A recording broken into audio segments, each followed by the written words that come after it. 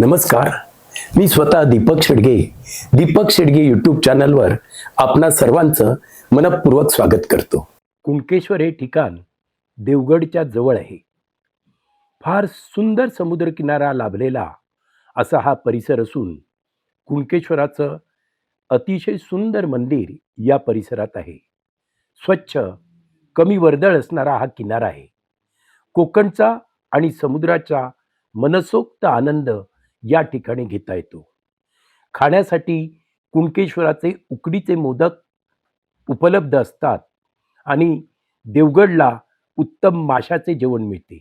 माफक दरात कोकण या ठिकाणी अनुभवता येते. कुणकेश्वर हे भारतातील महाराष्ट्राच्या कोकण प्रांतातील सिंधुदुर्ग जिल्ह्यात असलेल्या देवगड तालुक्यातील समुद्रकिनारी वसलेलं एक नयनरम्य असं गाव आहे. ते देवगड गावाच्या दक्षिणेस 20 किलोमीटरवर आहे. कुणकेश्वर हे एक तीर्थक्षेत्र व पर्यटन स्थळ म्हणून प्रसिद्ध आहे.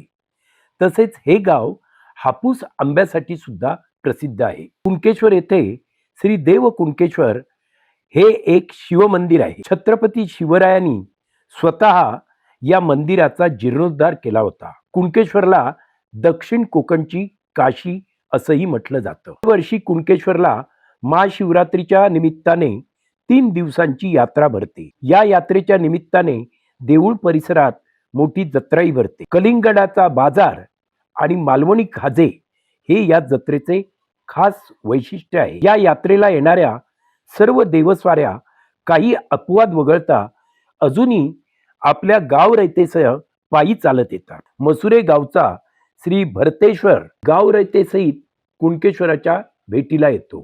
कुणकेश्वर समुद्राजवळच प्रसिद्ध समुद्र किनारा आहे. येथे दरवर्षी लाखोंच्या संख्येने देशी आणि विदेशी पर्यटक भेट देतात.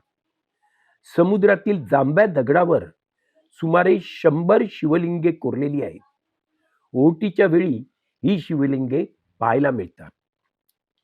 कुणकेश्वर गावातील एका डोंगरात जांभ्या दगडात एक गुहा आहे. या गुहेत शिवलिंग, नंदी, कोकणातील शिवालयाबद्दल खूप आकर्षण असतं. रानावनात एकांत स्थळी असणारी अनेक शिवमंदिरे आहेत. या ठिकाणी असलेलं कुणकेश्वर मंदिर हे चालुक्यकालीन होतं असं इतिहासकार मानतात. शिवकाळात इतर अनेक ठिकाणांचे पुनरुज्जीवन झाले तसेच या मंदिराचेही झाले. छत्रपती शिवाजी महाराजांच्या निधनानंतर औरंगजेबी वादळ महाराष्ट्रावर आले तेव्हा शाह आलमने इथं हल्ला केला आणि अमात्य नारोशंकर यांनी शौर्याने प्रतिकार केला असे रणजित हिरलेकर सांगतात. या हल्ल्यात जबर जखमी झालेल्या आणि मंदिराच्या विध्वंसामुळे व्यतीत झालेल्या नारोशंकरांनी इथे उडी मारून देहार्पण केले. या उडीचा उल्लेख नारो पंडितांच्या आरतीमध्ये देखील आहे. पुढे करवीरचे छत्रपती संभाजी यांनी रामचंद्र पंत अमात्य बावडेकर यांच्याकडून कुणकेश्वराच्या जीर्णोद्धाराचे काम सिद्धीस नेले. आपलं गलबत वादळातून वाचलं म्हणून एका अरब व्यापाऱ्याने हे मंदिर बांधले आणि मग मूर्तिपूजेचा अपराध आपल्याकडून घडला याने व्यतीत होऊन त्याने जीव दिला अशी आख्यायिका कुणकेश्वराबद्दल सांगितली जाते. विविध ऐतिहासिक साधने वापरून ही दंतकथा बनावट असल्याचे रणजित हिरलेकर यांनी सिद्ध केले आहे. जिथं आज अरब व्यापाराचे थडगे आहे तिथं गोमुख असलेले मंदिरच होते.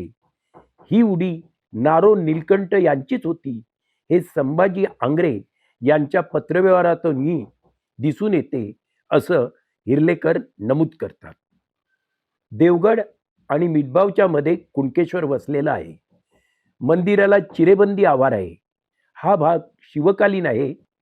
आज दिसणाऱ्या मंदिराचे बांधकाम दक्षिणी पद्धतीचे आहे. मंदिराचा सभामंडप मात्र अलीकडे बांधलेला आहे. इथं समुद्र किनाऱ्यावर उतरून गेलं की ओहोटीच्या वेळेला किनाऱ्यावरील खडकात कोरलेली असंख्य शिवलिंगे दिसतात. स्थानिक आख्यायिकेप्रमाणे हे कोरीव काम पांडवांनी केले असे ग्रामस्थ सांगतात. इथे जवळच एक अद्भुत गुहा आहे. कोकणातील इतिहासाचे हे एक विशेष दालन आहे असं नक्कीच म्हणता येईल. आपण आमचं चॅनल अजूनही सबस्क्राईब केलं नसेल तर ताबडतोब सबस्क्राईब करा, लाईक करा, शेअर करा आणि आपल्या अमूल्य प्रतिक्रिया दीपक शेडगे यूट्यूब चॅनलच्या इनबॉक्समध्ये त्वरित पाठवा. पुन्हा भेटूया नव्या कार्यक्रमात. तोपर्यंत नमस्कार.